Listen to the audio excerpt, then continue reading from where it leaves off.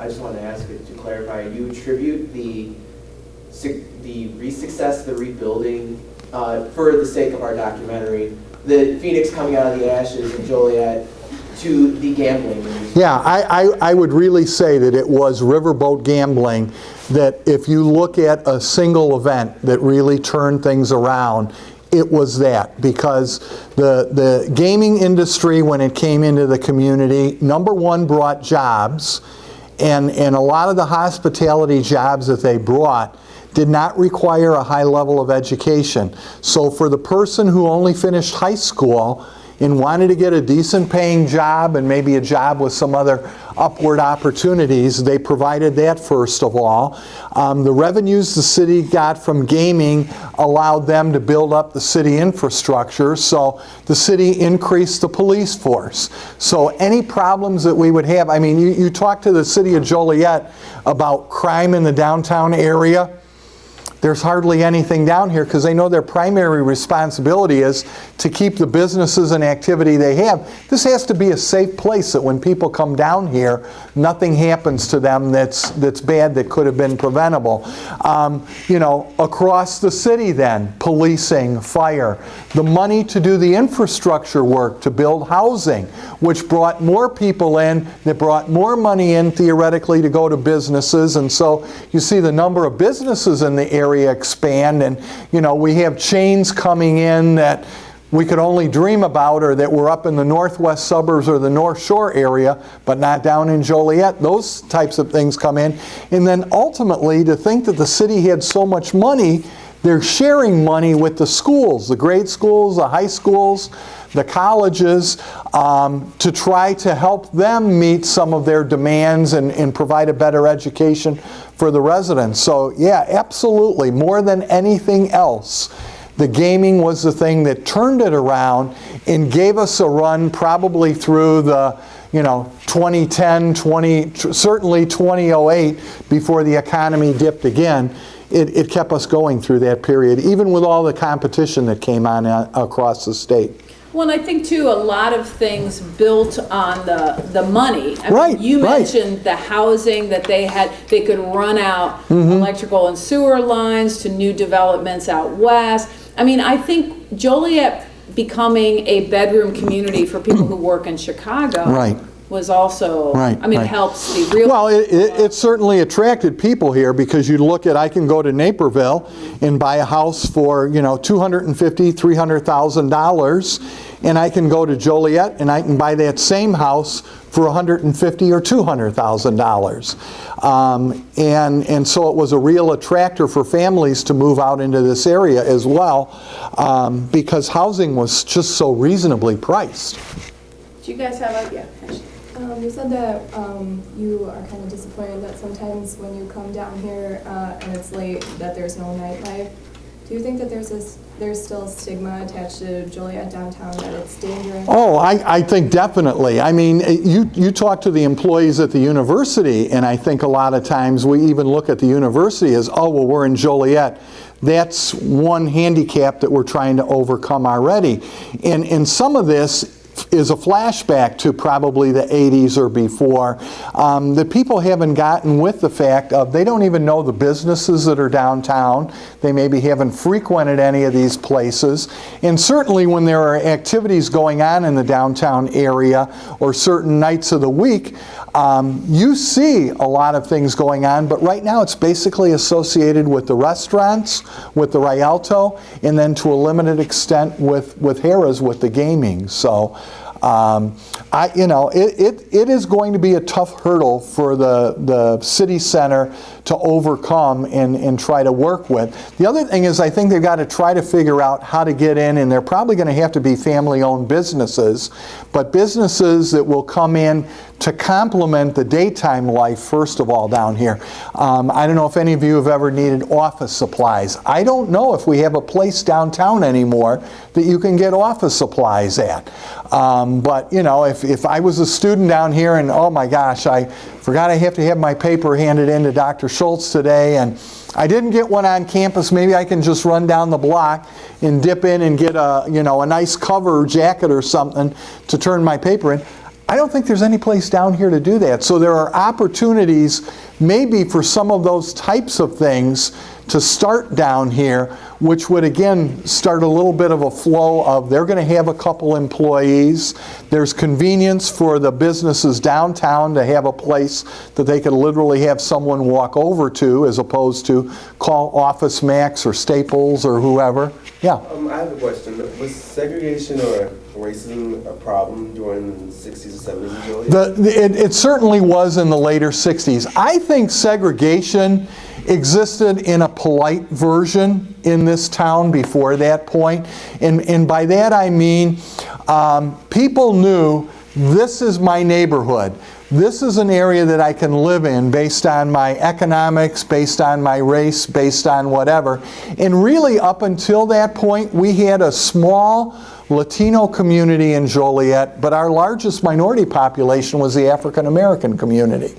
And, you know, everybody worked well. Obviously, the kids intermingled when they went into the school settings. So the schools were not segregated? No, schools were not no. So we never really had segregation as you think of it in the South is this is where I can go as a black person, this is where I can go as a white person. We never had that. But we had a polite understanding that this is a neighborhood or this is a section of the city that predominantly African Americans live in. I live in Shorewood, and ironically in the 70s, that's where black professionals lived, because that community was willing to let someone who had achieved, someone who might have been a middle manager at Caterpillar, at Mobil Oil, whatever, they were welcome to live out there because we knew economically they were on the same par as everybody else as their neighbor. But I would say the city of Joliet was politely segregated in that there were areas that we knew primarily African Americans lived. There were businesses that either were run by or catered to African American families, and there were churches that were for African Americans. And then, you know, the spread throughout the city was probably very limited beyond that. So would you say it was more divided by class rather than race? No. By both. By both, definitely. Yeah. So, I mean, there were affluent areas that, just by the price of the home, a middle-class person couldn't live. Yeah. Well, where do you see Joliet in the next 10, 20 years? I think my concern is right now with the decision, and this is something that I get on Grueling all the time, and if you guys ever get him in or anybody interviews him, I question our decision to do the transportation and the warehousing around here. It takes up a lot of great farmland, number one. It employs very few people, these huge warehouses that we see to the south of Joliet. Down around Laraway Road? Yeah, or even along I-80 when you're heading towards New Lenox or you're heading, out towards Manuka and Morris and everything, and you see these warehouses. Many of them, you're talking no more than 20 to 50 people working in there. The floor worker, the unskilled job of either moving cargo around, loading trucks or whatever, is very low skill, and those companies have not sought to invest in their workers either in terms of pay or in terms of benefits. So a lot of people looking for jobs that lost jobs from the gaming industry when that declined, in turn to that, got jobs, but many times they were let go after 6 months because that was a point that you'd start to get enfranchised into some retirement or health care benefits or whatever. And so they were just sort of spinning people through because there was lots of unemployment, you remember, over the last, certainly 6 years. And then the other thing is the truck traffic on our interstates. If you're in a passenger car and you're on 80, I think you're taking your life in your hands between 8 o'clock in the morning, 7:30 maybe, and probably 6:30 at night, because it is populated with trucks. That's going to deteriorate that highway much more quickly. It's not really safe. I think it's probably a very environmentally unfriendly population trafficking there or whatever. So it's not that great. I wonder if we made a poor decision there. And now looking at the gaming industry, we're not attracting the people from the outside that we once have. I haven't been in one of those places. I think I've been in them 3 times in my life, but probably the third time, the last time was maybe a good 10 years ago or so. But the people that I saw there, I didn't think should be spending money at slot machines. I mean, you hate to make an assessment of someone by how they dress, but looking at how they dress, I said, I think you have other things you could be spending your money on more wisely than the slot machine here. So I think both of those are fragile and highly questionable. What we've got to try to figure out is we've sort of stabilized now the housing industry here, that we don't have all these vacant homes and everything that we had when the recent recession occurred in 2008. We've got to decide what type of jobs we're going to get for people that are looking for employment around here, what type of opportunities, and the downtown continues to be a question mark of what are you going to do with it? How are you going to get something down here if you really want to have a life somewhat reminiscent of what it was maybe 60, 70 years ago? Well, I think the fact that USF got this building, and obviously we renovated it and have moved stuff down here, that's an attempt. Oh, it is, and we'll see a nice boost when JJC ever builds out the inside of the building a few blocks to the north. That's going to bring more traffic down. But again, you guys have certain needs as consumers. You might frequent a restaurant down here to grab some food or whatever. Like I said, maybe an office supply store would get you some things that you would need. They've got to try to orchestrate an economy for the downtown that meets the current and the immediate future needs of people down here, and then continue to build out, so to speak. If you can bring people living down here, that'll create another need. Plus it'll put more people theoretically in the streets or in businesses after the 5 o'clock hour, but it really is going to be, I think, a tough challenge. I don't know if you guys have noticed this, but I have been downtown, like around the Joliet Historical Museum in the summer, and there are foreign tourists, British tourists, Australian tourists, who are fascinated by Route 66. I have said so many times, if we could really put some money into making the jail, the abandoned jail, into a tourist attraction, maybe with a bed and breakfast, people would come. Right. I sound like Field of Dreams. If they build it, if we build it, people will come. Shoeless Joe Jackson, no. But I know I've heard rumors that they're thinking about that, but it's going to take a lot of money and a lot of commitment, and I don't know if the city has the money. Right. And another thing, even with tourism, it'll bring you traffic, but that again can be seasonal. Obviously, no one's going to want to come here in February with 15-degree weather or whatever, but it certainly could do things in the summer and the fall. And again, some of it is people from this region getting over the fact, interesting you point international visitors. People from outside of this area that look at the portfolio of Joliet are envious, because there are a lot of opportunities here they see if things could fall into place. We just, I think, have had a tough time executing on the plan, or coming up with a plan maybe in the first place. We've come up with some plans. I mean, like I said, we're not Gary, Indiana. We did not become sort of a ghost town. We're not downtown Detroit, which is, Any other questions?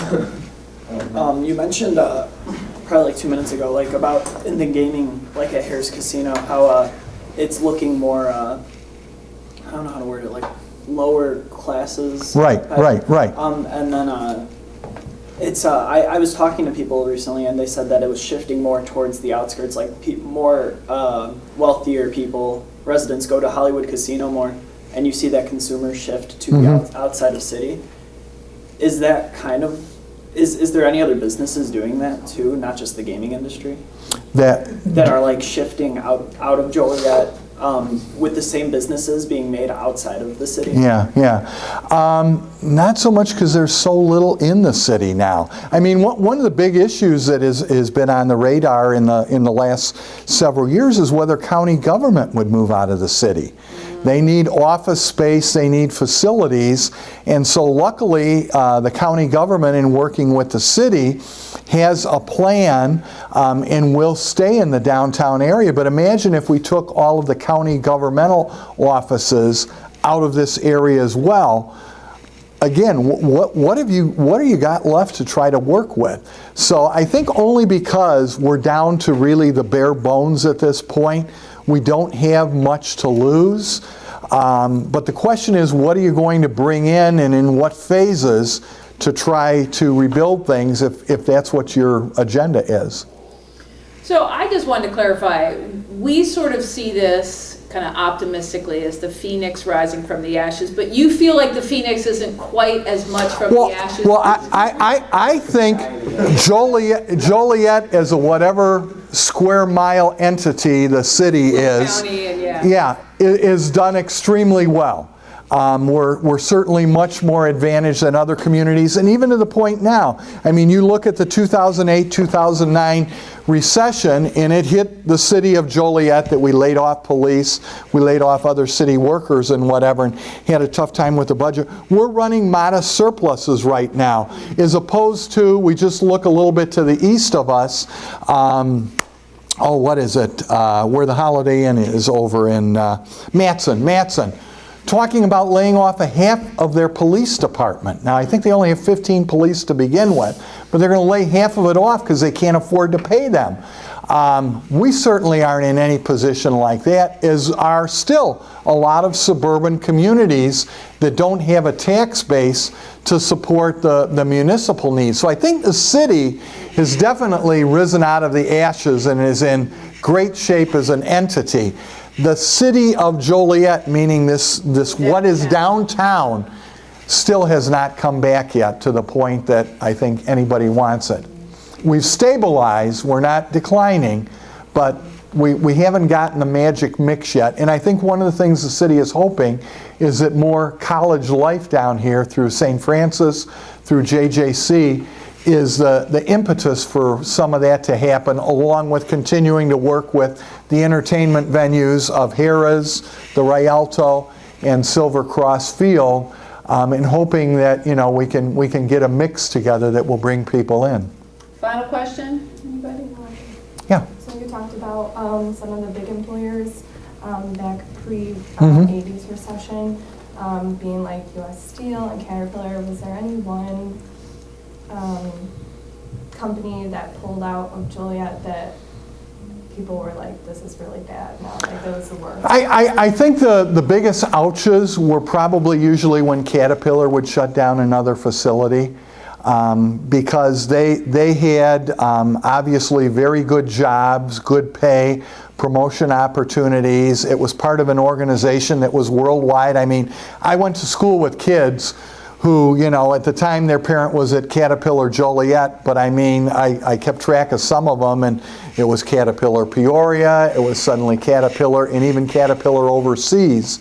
So, their parents did well with the organization and had a very successful career. So I would say Cat probably was more noticeable, more visible, because they probably were the nicest paying and the nicest jobs for the most part. Can you stay for a couple extra minutes?